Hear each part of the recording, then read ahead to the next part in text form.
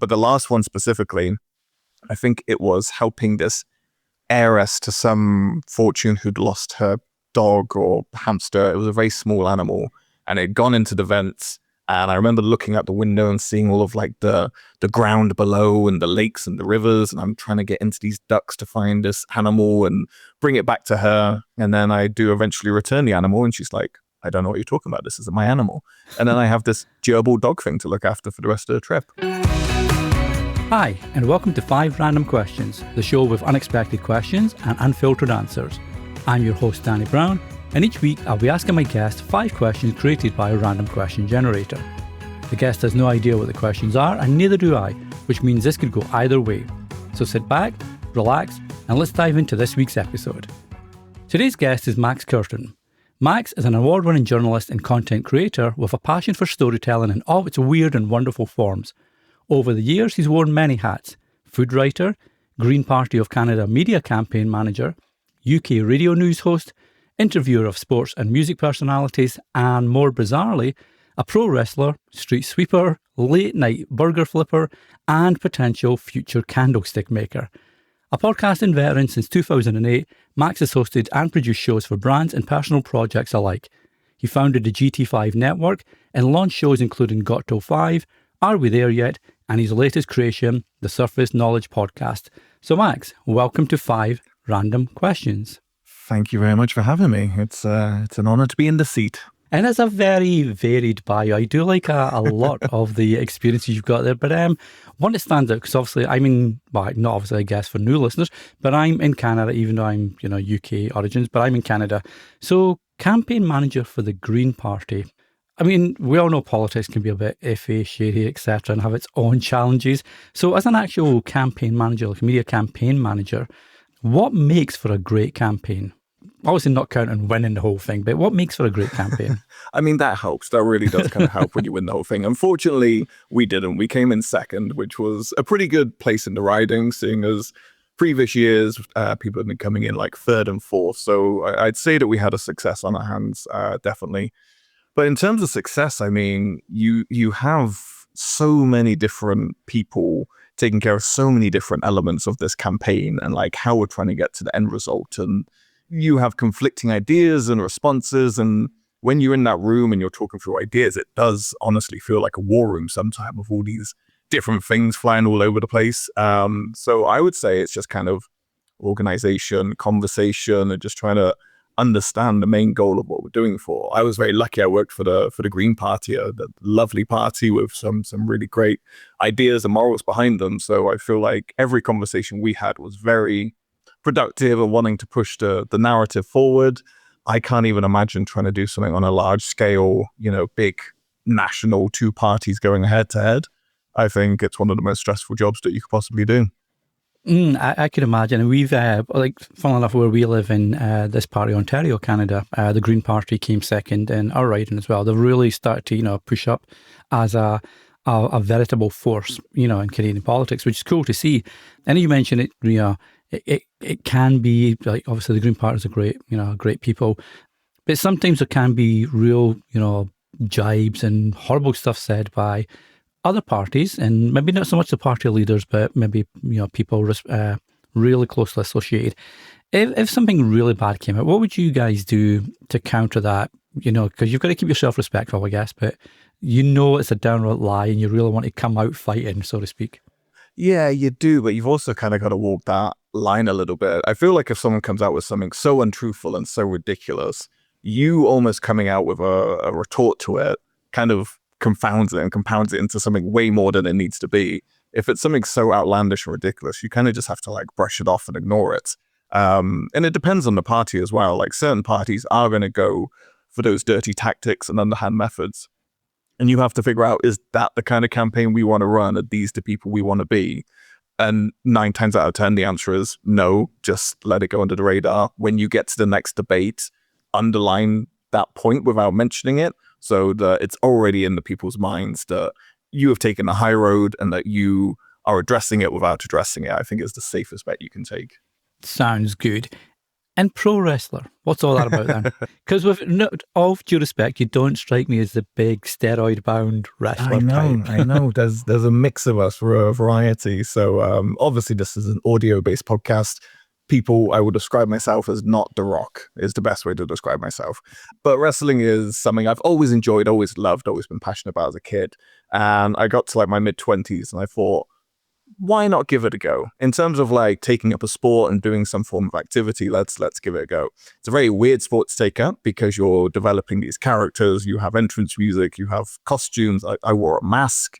You know, these are things that you don't really associate with your tennis or your racquetball that people normally play.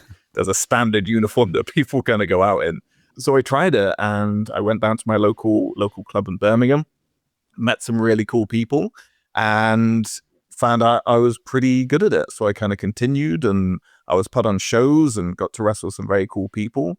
Unfortunately, a injury later down the line kind of sidelined me, so I kind of had to stop. But yeah, it was a fun 2 years of my life where I get to go. I was a professional wrestler and I got to like entertain people around the UK. You mentioned there that after about 2 years or so, you had injury and it was, ended the career. And that's something I always find with wrestling as well, as a pro sport. Many people and fans always call it false because it's scripted, etc. You generally learn beforehand who's going to win, who's going to turn heel, all that cool stuff. But the injuries are very real. I've watched so many documentaries about WWE, for example, as well, and you don't realize how much they put through and how very few people actually make it to the riches, and how many people are like doing 7 days a week, 2-3 shows a day just to try make a living. Yeah, working on the independents is grueling just for that kind of shot to make it. For people who really want to do it, that's what they do. Canada has a huge wrestling scene, especially like out east in Toronto and everywhere. But yeah, it hurts. And I think that's what people don't realize. I always love talking to the naysayers and they're like, oh, the ring is a trampoline, it's padded, it's this, it's that. But, you'd hit the ropes and those ropes leave bruises on your back. You get slammed down by someone twice your size. You're feeling it the next day. There's whiplash, there's actual contact with strikes and kicks and stuff. So yeah, it's all predetermined. We know like where the major steps are that's going to happen in the match. We know who's winning. But in between that, stuff goes wrong and stuff hits a little harder than you'd like, depending on your opponent. So yeah, I always argue back on the word fake. It's predetermined, but definitely not fake. Yeah, I think Mick Foley would be a prime example of showing it is not fake. What a guy. Well, what is not fake, and hopefully what will not cause you any injury, mate, is the 5 random questions today. So you ready to jump into the hot seat? I am. I love that link. Beautiful. Alrighty. I will bring up the random question generator. Okay. Question number 1. Nice, easy one to get started, actually. I've had this before, but I do like this as a nice question. Question number 1, Max. Describe your favorite type of pizza. My favorite type of pizza? My new obsession at the moment is anything with pistachio on it. I've just become obsessed with any form of pistachio pizza. I think it's kind of the hot trend at the moment that people are into. It's got the, pistachio sauce sprinkled on either some kind of ham or cheese, and it's normally a white-based pizza as well.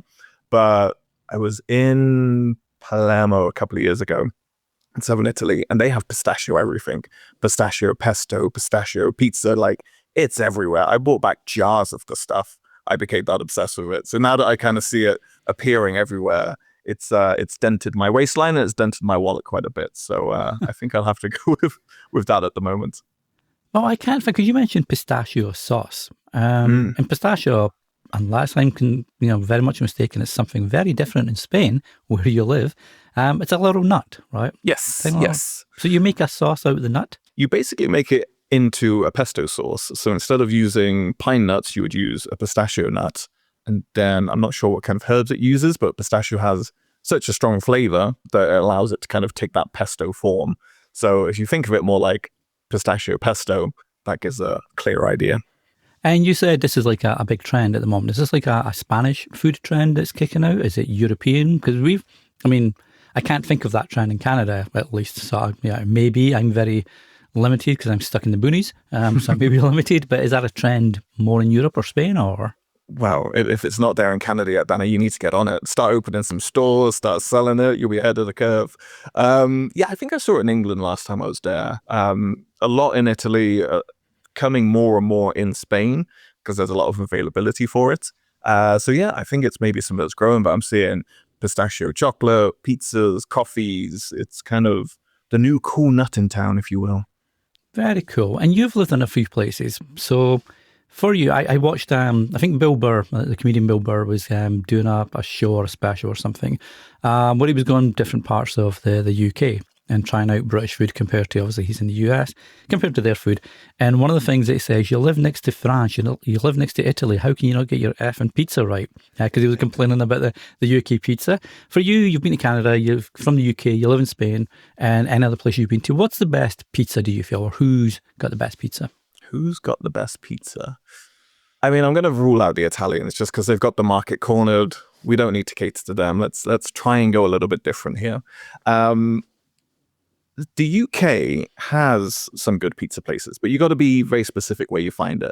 There's obviously the late night takeaway pizza, which after a couple of beers and you've been out for a while is a godsend.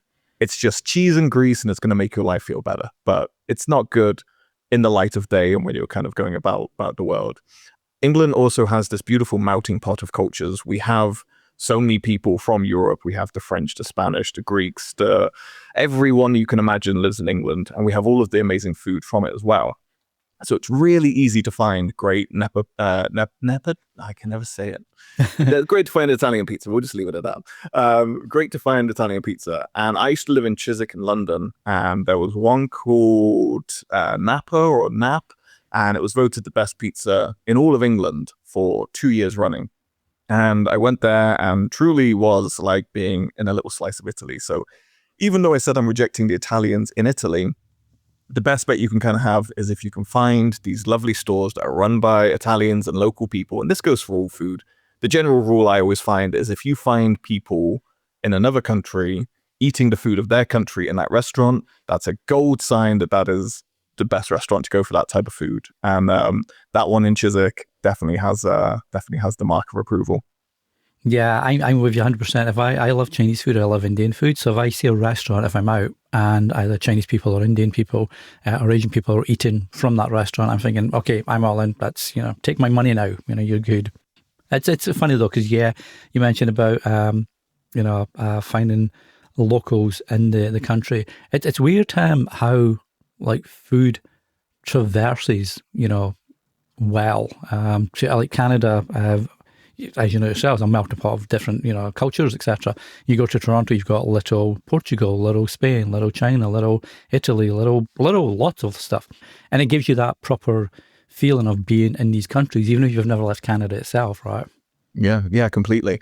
The one I always find funny is because Canada has a love for England, and maybe where I was in the West Coast, it was very much I lived in British Columbia. You can't get more English than that. But Victoria, where I lived in Oak Bay, there was very much an English culture, and they were trying to do English pubs. And we were in Calgary last year as well, and we found another English pub in Kensington and Calgary. And I only ever see it in Canada where they try and recreate the English bar experience, an English food experience. It's very common to see Irish bars and Irish food in all these tourist spots. But for me, I always find it funny that Canada's like the only one that holds on to that kind of English identity. There'll be one or two in, well, maybe not the south of Spain where it's very British dominated.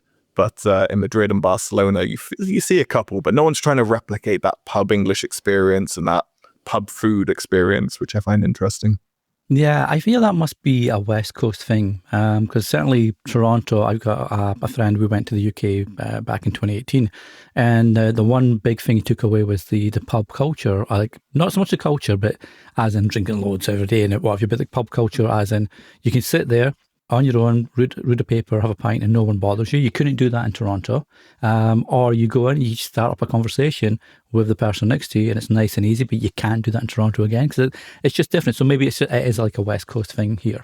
Yeah, potentially. But I think you're spot on with the pub culture there. It's a different beast. It is. Well, as mentioned, that's a nice one to kick off, and we're going to stick with the English/Spanish pizzas, kicking out the Italian pizzas, just to start a big cultural divide. Great stuff. Okay, question number 2.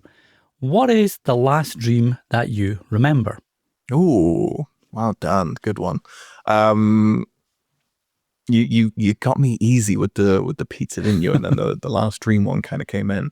The last dream one I had was kind of a repeating dream that I have kind of often, where I'm in a plane, but it's not really a plane. It's a train, but it's kind of going through the sky, and it's very open. It's very walkable, and everything's very accessible. And it's always the same landscape that we traverse, but the situation is always different. It's always a case of needing to help an issue that's happening on board, or there's something wrong with the plane, train, I don't know what to call it. And you're trying to like fix those kind of solutions. But the thing I find so crazy about it is how visual and realistic it is when you wake up. It's when you're in that moment, it's one of those dreams that feels very, very real. And then when you wake up, you're like, oh, of course that wasn't real. That was a dream. That was crazy. But the last one specifically, I think it was helping this heiress to some fortune who'd lost her dog or hamster. It was a very small animal, and it had gone into the vents. And I remember looking out the window and seeing all of like the ground below and the lakes and the rivers. And I'm trying to get into these ducks to find this animal and bring it back to her. And then I do eventually return the animal. And she's like, I don't know what you're talking about. This isn't my animal. And then I have this gerbil dog thing to look after for the rest of the trip. And then the stewardess is saying, you can't bring any animals on board. And I'm trying to explain to her it's not my animal. So a bit of a weird dream in terms of like what happens, and not a lot really happening. But I had that one a couple of nights ago, and it's kind of stuck with me. That's a very specific example. Like you said, it's a recurring dream, but this specific example of the heiress and like this weird gerbil hamster dog, stowaway kind of thing. I know that like a lot of people say like dreams, they believe that dreams can be like foretelling of things to happen. I mean, hopefully you're never on a train in the sky looking for a hamster, which would be weird, but things to happen, but also maybe things that have already happened, in the past. I don't know. Do you like have any like thoughts on that at all? I don't know if I believe that they can kind of predict the future. I believe dreams have a lot of power in terms of like how people view them, and they can have a lot of influence on people's lives. I kind of just see them as something fun that happens, and I do try to remember them, but you know how it is. You wake up, life starts happening, and you kind of forget them. But certain ones do stick with you. And this one, for example, that is repeating, I think I remember the more specific details like heiresses and animals, because the rest of it is already something that I'm familiar with. But in terms of like prediction, you get into that whole deja vu debate as well. My wife always says that deja vu is a sign that your life is going right, that you're where you're meant to be if you're getting deja vu. And I always like that kind of explanation for it.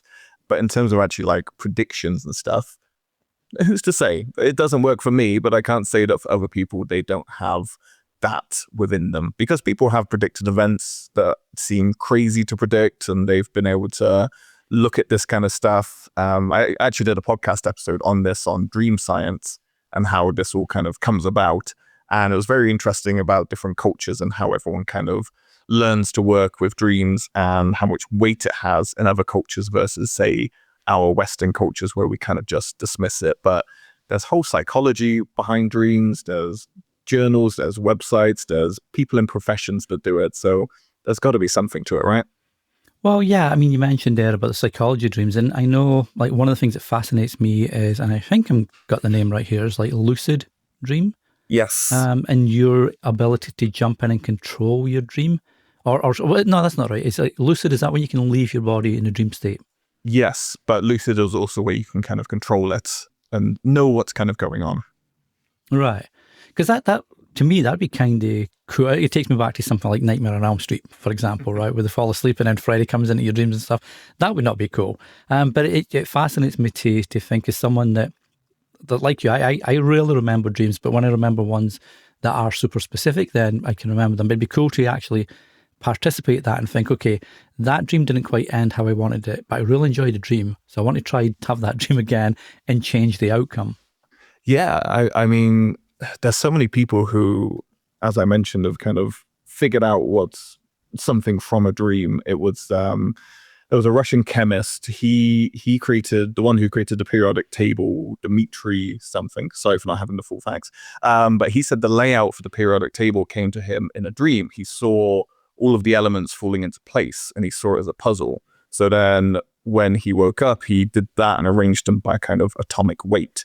And that's how he kind of came up with the periodic table. And I think Mary Shelley was another one, like with Frankenstein. She kind of came to that waking dream idea, which you just spoke about. She had this late night conversation about ghost stories. She went to sleep and then had the idea for Frankenstein. So all of these pretty long-term integral things of our culture have come from dreams themselves. It's cool. It's like, I mean, this is really mundane compared to the two examples you shared there. I mentioned in the pre-recording that we've been having issues with our water here where we live for various reasons. And we kind of got that fixed. And when I went to sleep on the night that we got the problem fixed, hopefully we got it fixed, I dreamed about the issue that we'd had in fixing it. And then something went wrong again. And I woke up and thinking, did that go wrong? And I went downstairs to check it and it was fine. It was all good. So it was the dream. So it's just, it's so cool how it just intermingles between life and into your subconscious. Yeah, completely. It just becomes this part of your waking conscience. And they say that's just true about the faces that we see in dreams, the faces of people that we've met in random parts of the days. And that's our brain kind of storing this. Because there's loads of theories about why we dream. And everything that we kind of do. I think the leading one is memory consolidation. So it helps us kind of sort and store all of our memories. So your brain is basically Marie Kondoing your day, if you think about it that way. They're keeping what matters, they're discarding what doesn't, and they're figuring out where to file the important stuff. And the theory is that dreaming can be kind of part of that sorting process. And I think it's when you are woken up during the REM sleep, you have the worst memory call the next day. And that's kind of improving the performance and the balance. And then the other one that I remember from the episode was about threat simulation theory. So it's kind of like a mental training ground for threat scenarios. And I think this is like an older evolution idea. So falling, fighting, hiding, preparing for dangers that kind of happen in real life. It's kind of like the subconscious running drills, basically, to kind of keep you going. Don't know how that applies to me with the tiny hamster, if that's a situation I need preparing for, but who knows?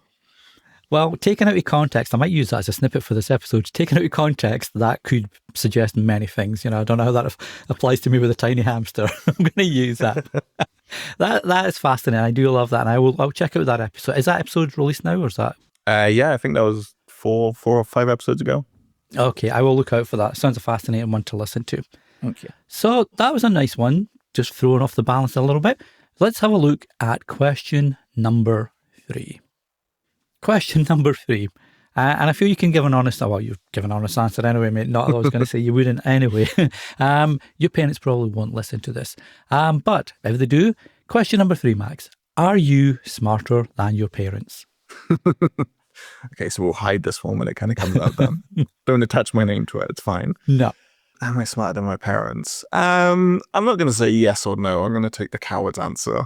Maybe I say that, but I'll probably loop round to an answer in the end subconsciously. I don't know if I'm smarter because we've lived different life experiences. We've done everything completely differently throughout our lives. So in terms of like my experience, it's yes, I'm smarter than them in a lot of stuff that I've become very specialized at. If I was like, Mum, Dad, can you jump on this podcast recording and do a 30-minute, hour-long interview? Absolutely not. If you could do this content creation report, if you could wrestle this match for 20 minutes, never going to happen. So in that sense, yeah, I'm definitely smarter than them. My dad's been an electrical engineer for years. So if he was like, can you draw this route for this house and figure out how all the electrical lines go? Absolutely not a chance. My mum used to work for the newspaper. She did a column in the Daily Mail called Searching for a Memory, which was really cool growing up, where she reunited people based on finding records, and she'd receive all of these letters from people who had lost contact during the war and all of this other stuff, and she'd help reunite them. I'd have no idea how to do that.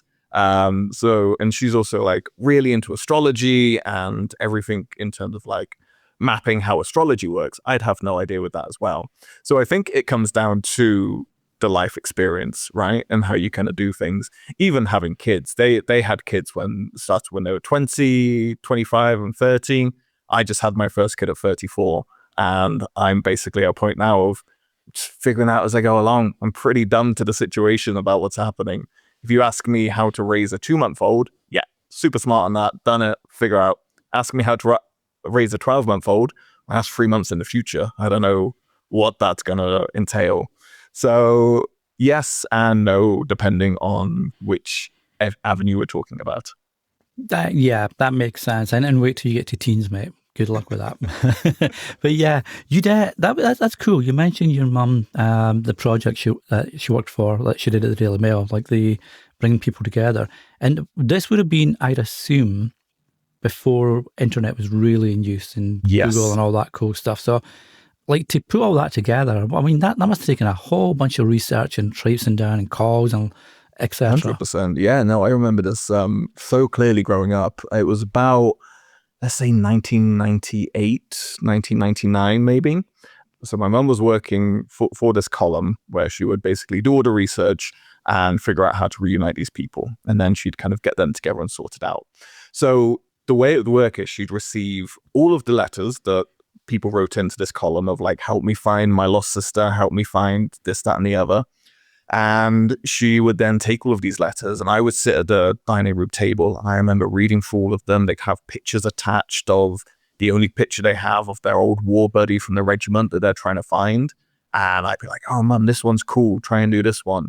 And the way she'd have to do it, we're talking about Windows 97 with a big CRT monitor, tower desktop. She'd be early days of the internet looking at local parish records, death certificates.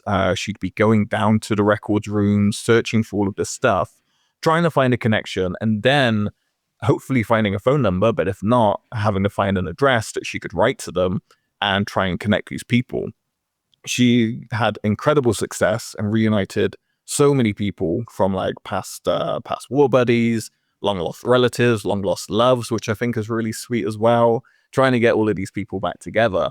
And then she even took it a step further and she started doing it for her own family, which was really cool.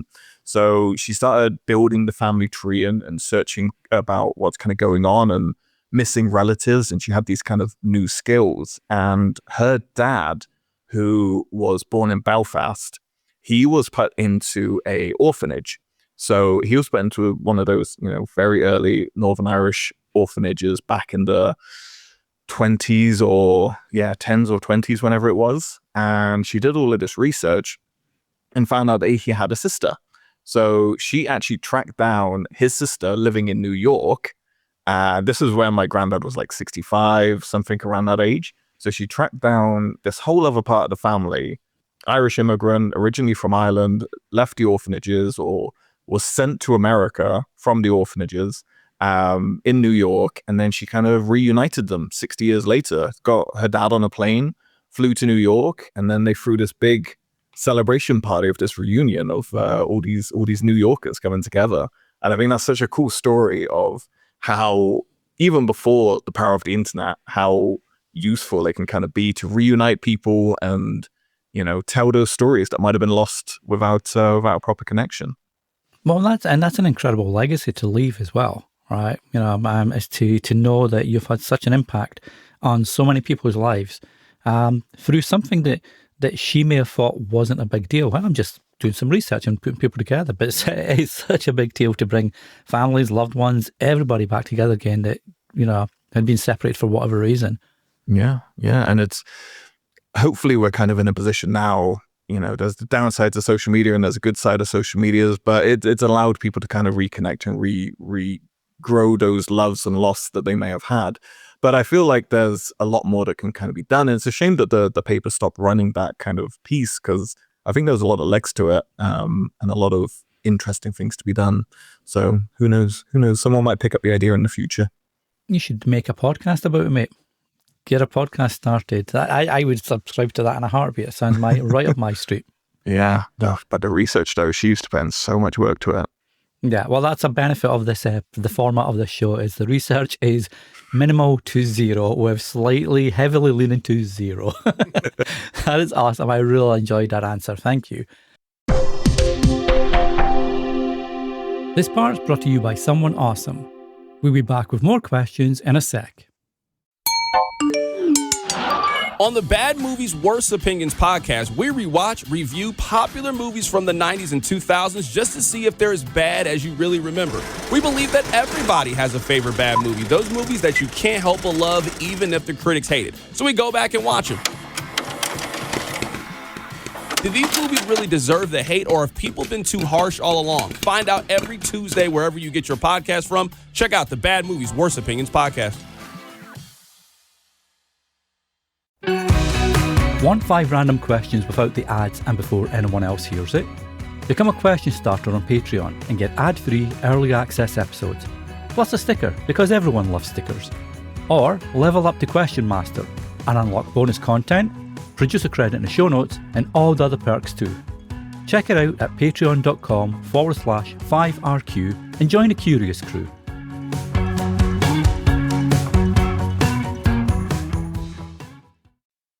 Let's have a look at what question number 4 is. Okay, you're a parent, so you're already teaching your kid do's, don'ts, etc., even though your little one's so young. But question number 4, Max, if you were asked to teach a class, what class would you teach? Ooh, okay. If I was to teach a class, I mean, for me at the moment, so the whole point, I'm not plugging my podcast here. I just want to kind of give the context of it. So Please do. Surface knowledge itself is literally surface knowledge. And what I do is I take a subject, I research it like crazy, and I try and compact all that information into 30 minutes. And because that's kind of where we're at from an attention span perspective. And me and my knowledge is very surface level. It comes from being a journalist. You take a piece of information on, you work on it, you forget about it, you move on to the next piece. So I feel like I have a very surface knowledge of information, and that's why I did it. So I doubt I'll be teaching anything like history or geography or economics or anything like that. But what I would love to teach, and what I think would be really beneficial, is more around the life skills element of life.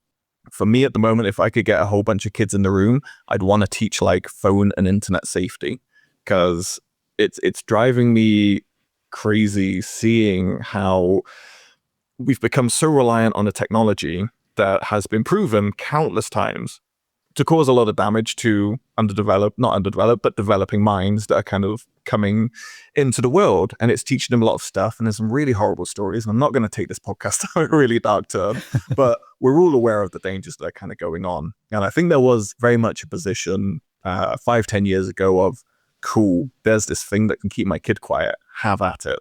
And I think now we're kind of waking up a little bit more to the dangers of what's kind of going on. And I'm not saying that phones are a bad thing for all kids. It's part of technology. We're growing up with it. We've all grown up with it. When I was growing up, the newest technology was bad for me and my health.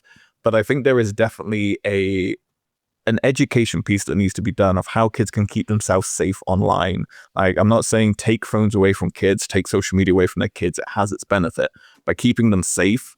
And we all know what's on there. We've grown up with it. So why can't we just take an hour a week to talk about the dangers, how to protect yourself from them? Having downtime from your screen, from social medias, can really help in the long run. And I think that's something that we're going to struggle with a lot with my daughter, because it's funny when you see her, we get our phone out sometimes and she's immediately drawn to it. She just wants to see what it is, and she wants to like play with it and grab it, and away it goes again. And I don't want to be the parent who's like, no, you can't have this, or no, it's bad for you, because they're just going to find a way and they're going to hide stuff from you and keep it secret. So for me, it's not about safeguarding it or gatekeeping it. It's providing education into what it can do. So long answer, but that's where my head's at the moment. No, I think that's a key one.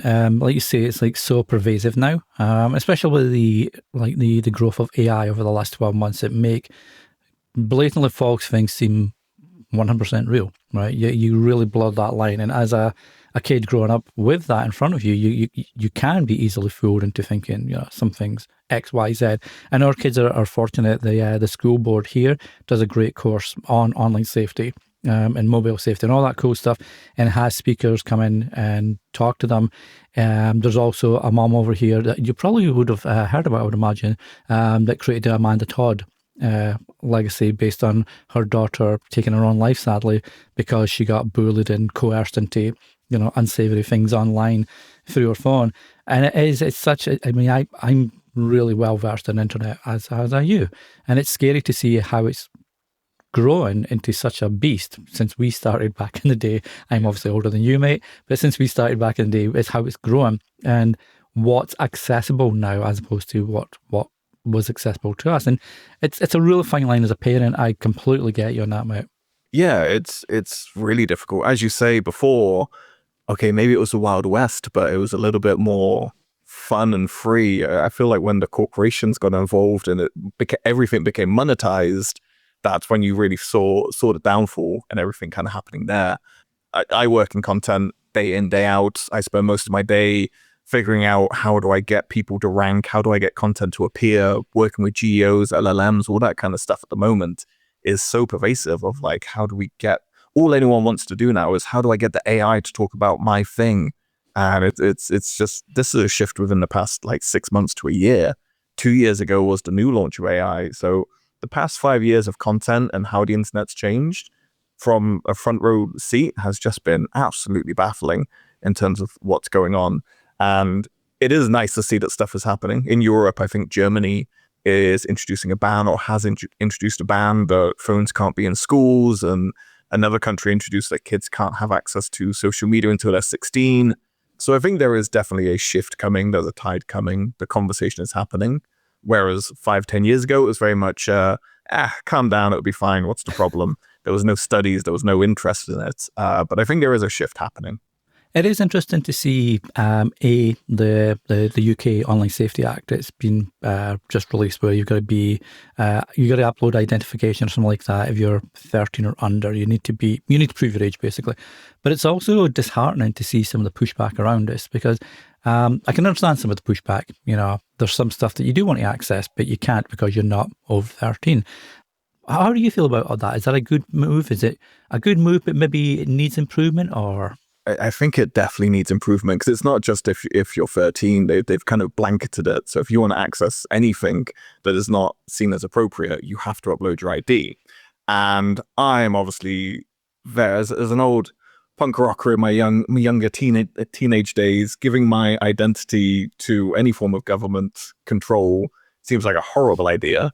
And like I've worked in cybersecurity for a number of years as well. There's no way that you can tell me I upload my personal ID that you have a way to prevent a leak of that information. There is no way you can guarantee that.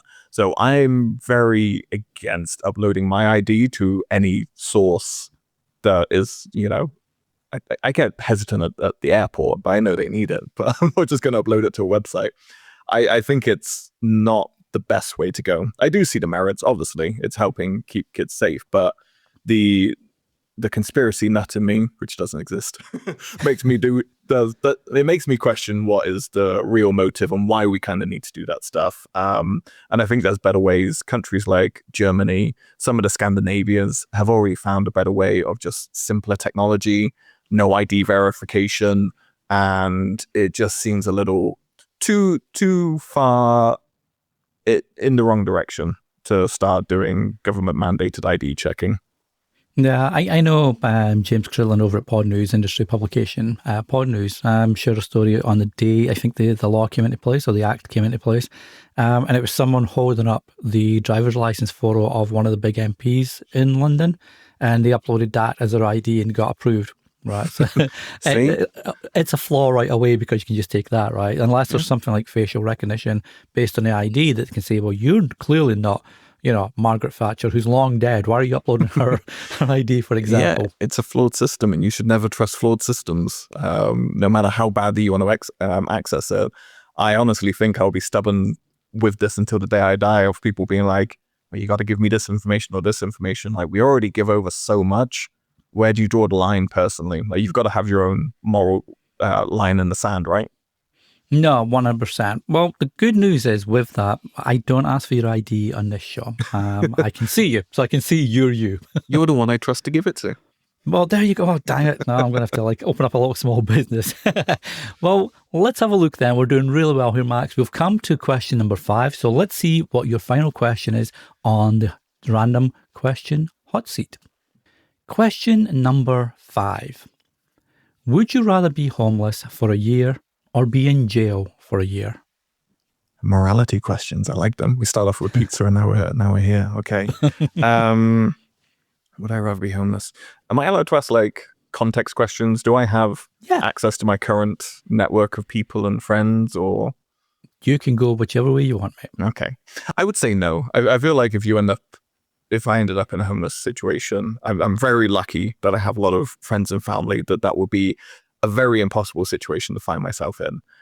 If prison, or I don't think I'd do well in prison. I don't think I have the knack for it. I'd be terrified. I just wouldn't do well. I'm not a big tough guy. I know the wrestling really sold you guys on me, but like, trust me, I'm not going to do well in prison.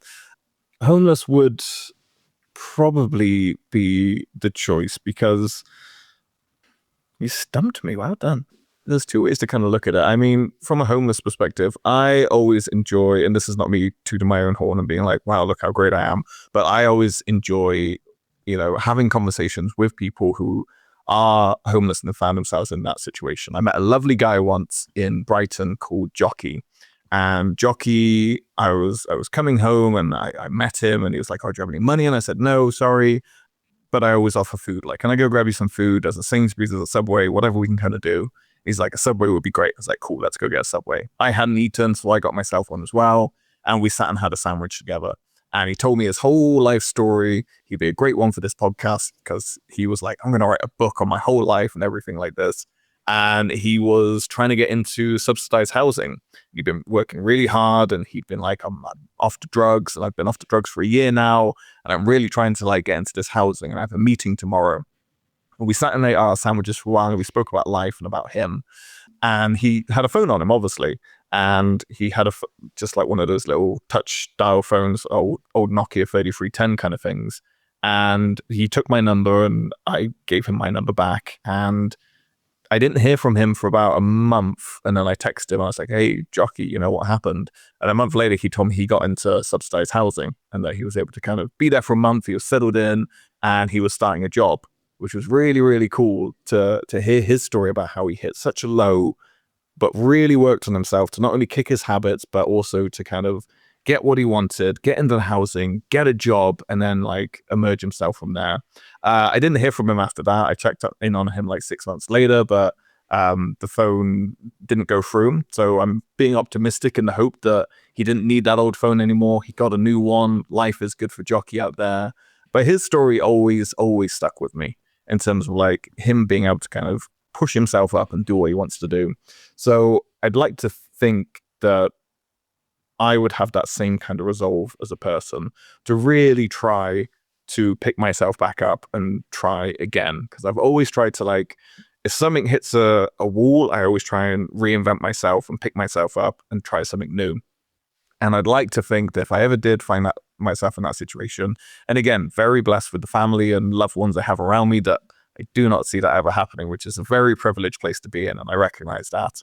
But for me, that kind of strikes more my personality than, say, me ending up in prison for a year and then trying to like rebuild your life from that. Because being cut off from everyone, and say I did still have access to all my loved ones and friends, and they weren't able to help me, but I was still able to see them, that would still bring me joy and inspiration versus being locked away from the rest of society for a year. I don't think I'd be able to handle that mentally. Yeah, it's interesting. I know people say, well, prison, it's easy life. You've got 3 square meals a day, you've got a roof over your head, you've got a bed, etc. But I've never been in prison myself, thankfully. But I've known people that have, and they, like, to your point, they say it's not an easy, they did things wrong, they accept that. But the penal system also overreacted it as well to some, and it was not a good place. And obviously homelessness is not. I've been homeless for a month myself back in the UK many years ago. And I know a great guy over in the US, Mark Horvath, who has a podcast and a video channel on YouTube that does the same thing, meets homeless people, sits down, hears a story, lets them tell their story, sits down over a lunch or something. And the overarching thing is, you mentioned there about subsidised housing and helping people get back on their feet and start afresh. It always, like, I mean, I say this a few times on this podcast, it's not a political show. I try not to go into politics at all. But it always surprises me that for a lot of governments, whether it's, the big governments or the provincial or, state governments or whatever, see homelessness as an issue to sweep away and clear out, as opposed to look at, well, what would happen if we had, universal basic income, subsidized housing, something like that. I know in Canada, what they're trying at the moment with little tiny homes, for example, and getting people in tiny homes. And that's been amazing. And it's given people a steady place to live and to start again. And it's working so far. It just seems that there's a better way to work on homelessness as opposed to forgetting there and walking by with your head down, etc. 100%. I mean, as I said, you have a conversation with these people, and that's what people forget, that they're just you in a different situation than you're at. So like, there's nothing wrong with stopping and having a 10-minute conversation and figuring out how they got into this situation versus being like, oh, they're just a bunch of drug addicts trying to steal from me. No, like that is not the case whatsoever. Like, have a conversation. Canada does a really good job of this, of trying to understand what's going on. Canada does have a horrible homeless population issue where they do try, and this was very prevalent in BC, especially during the Olympics. They were trying to like sweep the problem away from Vancouver. And if you go to like Hastings now, it's a shanty town basically, because they are looking the other way, and it's such a shame that's happening. But they have been really good of I can't remember the official term for it, but safe places to take drugs, safe areas that people can kind of like shoot up in a clean area and it's perfectly safe, offering kind of mental health courses and classes, offering free food, clothing, as you said, having that access to tools such as tiny homes that really kind of get them to where they need to be again. And it is such a shame when you see, and again, I will not go deep into the politics, but if you ever do a top 5 random politics questions, please have me back. I have many, many of all. But I feel like it's so sad when you see these budgets being diverted towards like military and like things that can do a lot of harm in the world, instead of just like focusing on the home issues of helping people who really need help. And it's not even just homeless people, it's people living below the poverty line who are one paycheck away from something going wrong, or not even that it's already going wrong and it just takes someone to like kick them out of where they're living. So I would love to find me any party that actually delivers on that promise and follows through with it. I'd be ecstatic. I know when COVID kicked in back in 2020, everybody was hoping, this is as horrible as it was, this is a chance for us to reset. And I know there's a conspiracy side about that word, the Great Reset, blah, blah, blah. But it seemed there was an opportunity. For once, everybody kind of came together. 100%. Hopefully were looking out for each other. Certainly in the early days, maybe less so as it went on. Yeah. And it feels like there was a lost opportunity there to really, turn things around culture-wise. Yeah, I think you're right. And luckily, there's still a lot of people out there doing good work. There's some fantastic charities in the UK. I'm not sure about Canada, but I'm sure that they are as well. And yeah, there's some really great organizations trying to do some work and make a difference. So hopefully, once all of the craziness that's going on in the world kind of stops, we can kind of realign our focus and get back to that good feeling. Well, unfortunately, probably won't hold our breath on the craziness stopping globally, but we can try. We can try. I'm an optimist. Well, Max, we have reached the end of your time in the hot seat, and I really appreciate your answers there. As is only fair, because I've had you in the hot seat for the last 40 minutes or so, it's only fair to now switch the question baton over to you. You are too kind, and thank you very much for having me on and listening to my ramblings. You and the listeners, it's always appreciated. Okay, so my question is kind of like a hypothetical. It's got a build up to it, but it's kind of a basic question that we know. I had this conversation at a dinner party a couple of weeks ago, and it's brought up some interesting debates. So I'll read you the backstory and the rules, and then I'll be interested to your answer. I wrote it down so that we're clear. I'm not going to shatter the illusions to the reader. So, you and you alone are about to make the most important hypothetical decision in history. Nobody can influence you, nobody can change your mind, but every single person on Earth knows that you're about to make this choice. You have to send humanity as a whole back in time to a single fixed date. And there's some rules to it. It has to be more than 10 years ago, so you can't cheat and send everyone back to yesterday. events can be changed. So we all go back collectively with the same knowledge of what happens in the future, but people can change outcomes. It's a brand new timeline, if you will. It's a do-over. So everybody keeps the memory from their life. So all of them, every world event, every mistake, the victories, heartbreaks, the family tragedies, every joy, every loss. What date and year do you pick?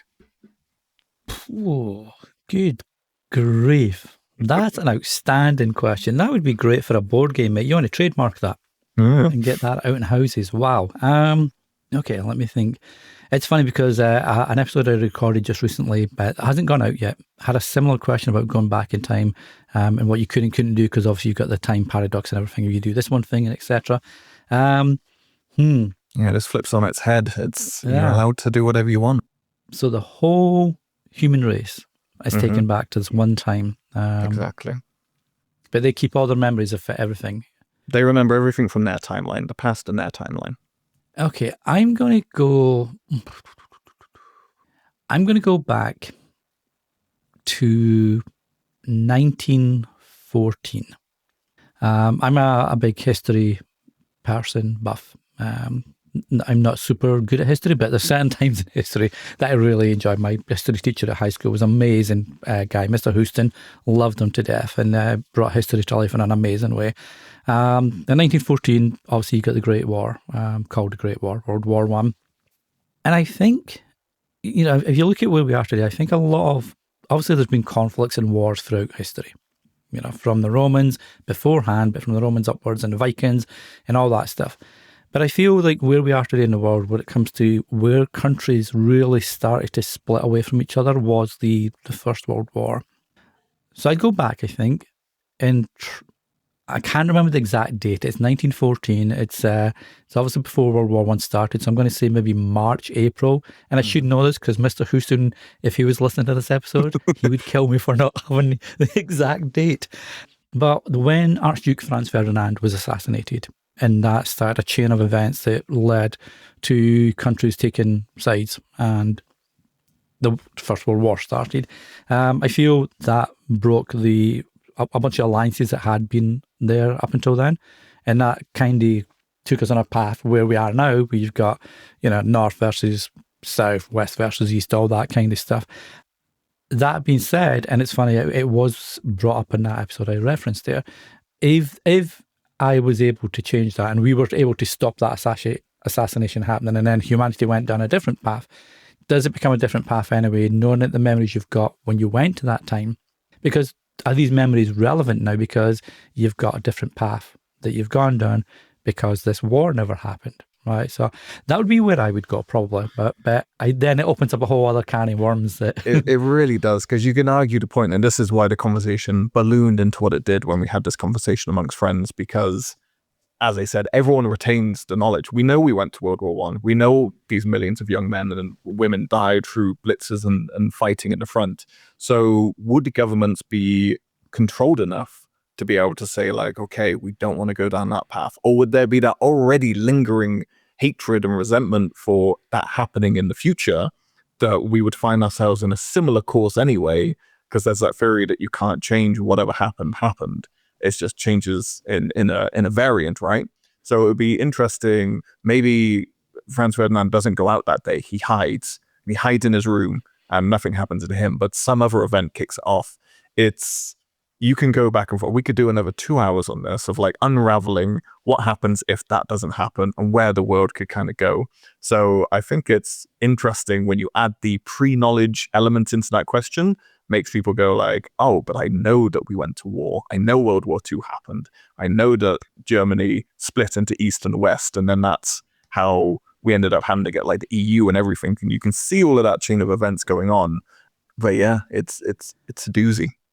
Well, I almost wonder, and that's a fantastic question. I almost wonder if you've got pre-planning before you go. So let's say you're going to go back in time to this date.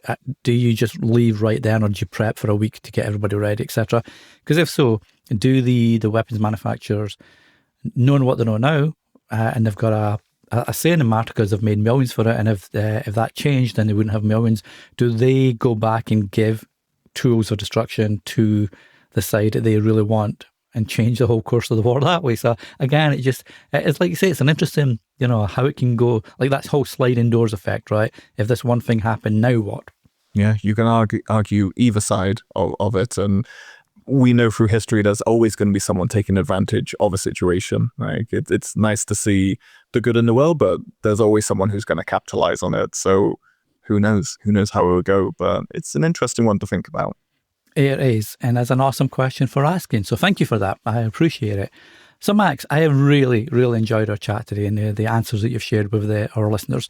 For anyone that wants to check out the podcasts on your network, because you've got more than one podcast, obviously, check out what you do. Maybe, arrange a wrestling match, even if they're over your way in Spain. Where's the best place to connect with you online, check out your podcast, etc.? Yeah, for sure. At the moment, surface knowledge is my main focus area. That's what's been going on at the moment. The GT5 Network has a bunch of other great podcasts on there, so you can kind of check out ones around video games and life and talking, whatever your interest is, there should be something there. But Surface Knowledge is halfway through season 1, sorry. We've got 5 episodes left. And as I mentioned, it's me trying to give all this information on a topic in 30 minutes or less. So you can find me anywhere at the Surface Knowledge Pod. That's on Instagram, TikTok, Blue Sky. And if you want to reach out for any kind of chats or give me your, where you'd go back to in time, I'd love to hear that. Then you can reach me at gottill5@gmail.com. And Danny, thank you for allowing me to come on here. This was one of my favorite podcasts I've ever guested on. It really got my brain ticking. So thank you so much for having me. That is awesome, and thank you for the kind words. And I will definitely get you back if I go down the old political slant for an episode, a little bonus episode there. But I will definitely do that. So thanks again for appearing on today's 5 Random Questions, Max. Thanks for listening to 5 Random Questions. If you enjoyed this week's episode, I'd love for you to leave a review on the app you're currently listening on, or over at 5randomquestions.com/review. And if you know someone else that would enjoy the show, be sure to send them this way. It's very much appreciated. Until the next time, keep asking those questions.